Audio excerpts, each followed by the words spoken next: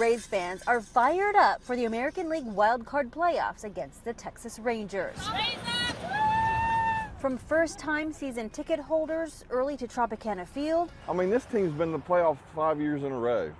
How can you not tailgate for that? Raise up! Raise up! To fans who have a long-time history with the team. Since they were born in '98, season ticket holder. Fans celebrate the playoff appearance.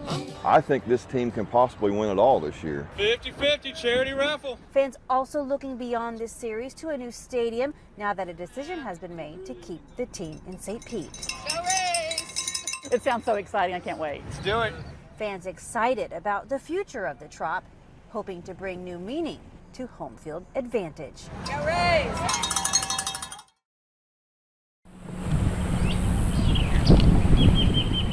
Rolling hills, cattle, and land as far as the eye can see. If you listen closely, once the leaves stop crunching under your feet, there's a sound best described as freedom. It's also wonderfully peaceful. I mean, you don't get this peace anywhere else. For Cheryl Danley, there is nowhere else in the world like the Citrus County property her family has owned for more than 130 years. Fortunately, there's a good story to tell here, not some of the sad stories that we see about when we see these kinds of landscapes that have the Spanish moss and what could have been hanging from those trees. With 80 acres of lush, green Citrus County land just a few miles over the Hernando County border. Did you guys know that up here is the Brooksville Ridge with the second highest altitude in Peninsula, Florida? Are remnants of the old. Oh, there's a pipe too, look at that. This is where the old homestead was. And a family cemetery where her parents, grandparents, and aunt are buried. The only thing that she has just as impressive as this is this. This is our road, Danley Point, and this is where the house is. It's land her great-great-grandfather, Gilliam Washington, a former slave, took ownership of back in 1891, thanks to the Homestead Act. It allowed any American, including freed slaves, to claim up to 160 acres of land. So this is actually the homestead grant that was signed by President Benjamin Harrison in the 1890s. Her great-great-grandfather, pictured here on the left, somehow managed to keep the majority of his land in spite of. I think that there was probably just a lot of perseverance of my great-great-grandfather, and we know there was a lot of racial violence here in the time. I mean, there was a time where here in the Brooksville area, it had the highest per capita lynching, nationally.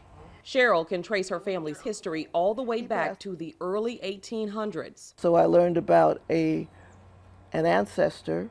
Easter Heath, 1862 to 1914, was the great-great paternal grandmother of Latha. That was my mother and her brother Robert, born into slavery in 1832 in Georgia, 2021. Her family's story was one of many that inspired Imani Asakili to write this book, Black America Series, Hernando County, Florida. It's to our benefit to tell our own story versus having someone else tell us what our story is. I had never heard of Juneteenth. The first time I heard of Juneteenth is when I was working on this book back in 1994. Using trusted sources. So it's one of the oldest churches in the state of Florida. He traced the history of African Americans in this area. I don't think we've even began to scratch the surface of the history here. And there are so many different components. You have this component of it. All of this was one county until about 1887 when they separated the Pasco County and Citrus County out of Hernando County. Whether you're measuring miles, acres, or how far this country has come, Cheryl is proud her family's name and legacy won't be counted out.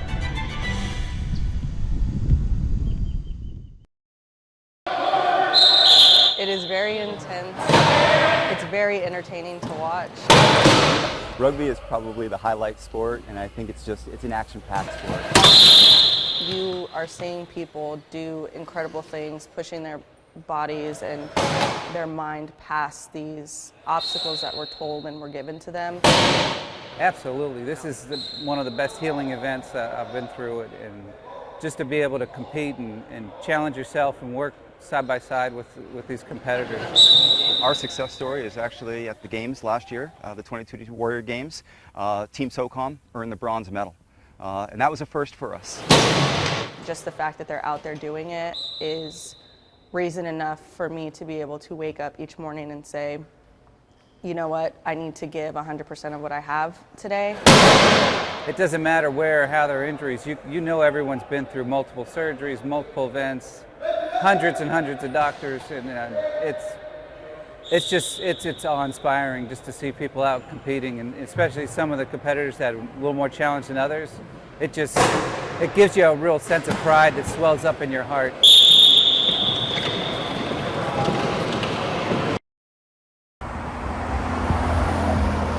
Bill Veach thought he had found his forever home when he stumbled upon paradise on Fort Myers Beach. In fact, his wife made it clear this was their forever home. Well, my wife said that, if I want to leave, it's okay, but she wasn't going to. But now? We screened it in, and so my wife had it full of orchids, and there was a huge coquina fireplace over here. And now he talks about his forever home in the past tense, painting a picture of what used to be on this sand. Let me show you why it's not anymore. Ian's storm surge was like a broom. It swept Bill's house away. And I saw one section of my house in a neighbor's backyard. And the watermark on his garage that survived towers 15 feet up. Pure devastation during a storm some on Fort Myers Beach were lucky to just live through. People were handicapped who managed to swim over and get pulled into someone's house. And these are people I knew. These are all my neighbors, kind of my hood. Bill knows a lot of people. He's a town councilman. This house, they kept a pool. And he took us on a tour of his town, sharing story after story after story of how Ian changed so much at each house for each family. They lost 3 businesses. This house they tore down. They're looking at rebuilding maybe a modular home. This couple here are good friends. He stayed in the house, she left. They're going to do a modular home. Most of these properties up here have had RVs for months now, trying to get life back to normal. I won't sugarcoat what we saw on the tour. This place still looks rough, even 9 months later. Like a town where industry died decades ago, and it's just withered ever since. Piles of concrete line the curbs. Even the half chunks of sign that Ian left behind sometimes feel a little too on the nose. What remains at the Fort Myers Beach Town Hall gives you a good example of the struggle. Untouched since Ian, and bound for demolition. Bits of a desk, someone's stapler. An office space where someone seemingly pushed pause right in the middle of Mother Nature's fury, leaving equipment dangling from the ceiling, and things supposed to be hanging from that ceiling now drooping above the ground. I assumed the ceiling fan would be on the ceiling. I guess now it's more of a floor fan. I still won't drive down the beach because it just hurts. Instinctively, on a story like this, you try to focus on the progress.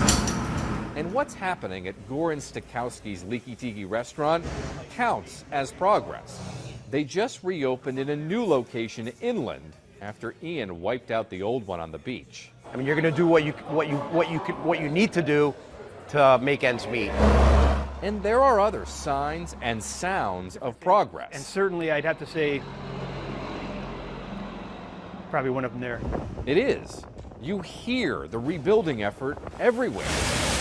Plus, staples of Florida living are reopening. And just getting wreckage moved is a giant step forward. The debris removal was critical because you can't start to rebuild when you've got someone else's house in your front yard. Even the beach is showing some signs of progress. You can actually see people out enjoying the sand. And while Bill says after the storm, the water was off limits, in fact, he described it as poop soup, he told me now he'd consider getting in. But the reality is, when you get leveled by what weather folks call a 100-year storm, it takes years and years and years to recover. Anybody that's thinking differently, they're just lying to themselves. Bill knows it's true. He's living out of an RV and that one garage that survived, knowing that resurrecting his forever home will take some long, noisy time ahead. The construction trucks and nails being hammered and all that are going to be the sound of the beach as much as the waves are for the next few years. Jeff Butera, Spectrum News.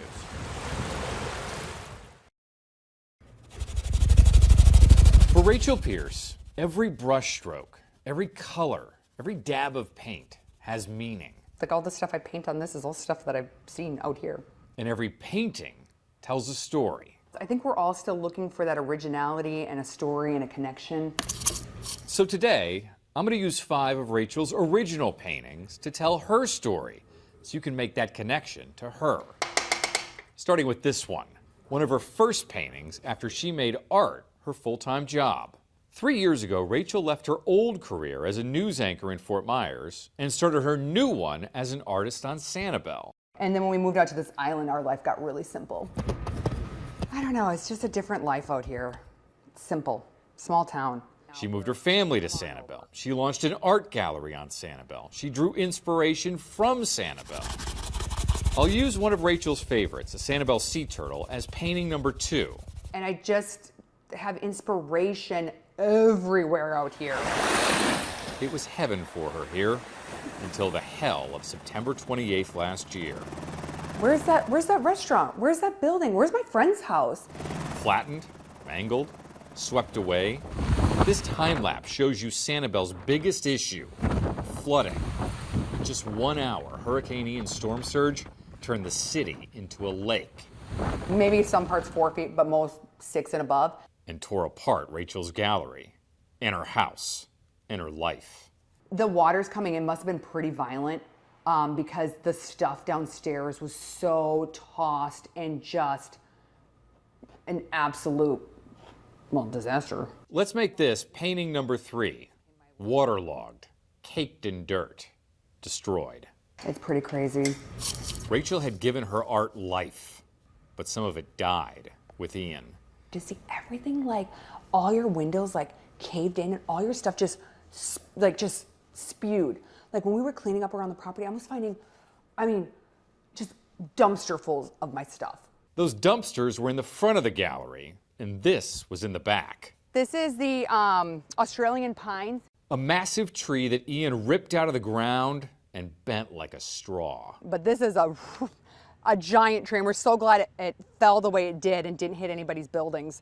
Yet left roots exposed 3 times taller than I am. How about one more example of Ian's fury? Our 4th painting for this story, this one right here. It was here at the gallery before the storm. But we have to drive to show you where it traveled during the storm. Floodwaters took it 2 miles down the road. 2 miles, and wound up down here at a home near the historic Sanibel Lighthouse. The family that found it down by the lighthouse kept it as a memento of their hurricane story. But it's this painting of the lighthouse that will make picture number 5. This painting has the most meaning for me. Rachel painted it in Texas, where she evacuated right after Ian. And it just struck a chord with everyone back home. It kind of represents like the storm and the hurricane washing over the lighthouse, but it's still standing, battered, broken, and missing the leg, but still standing. A symbol of Sanibel's strength and resiliency. A painting that told their story, and Rachel's story too. Like the lighthouse, she's still standing, still painting, and now painting the story of Sanibel's rebirth with every stroke. Jeff Butera, Spectrum News.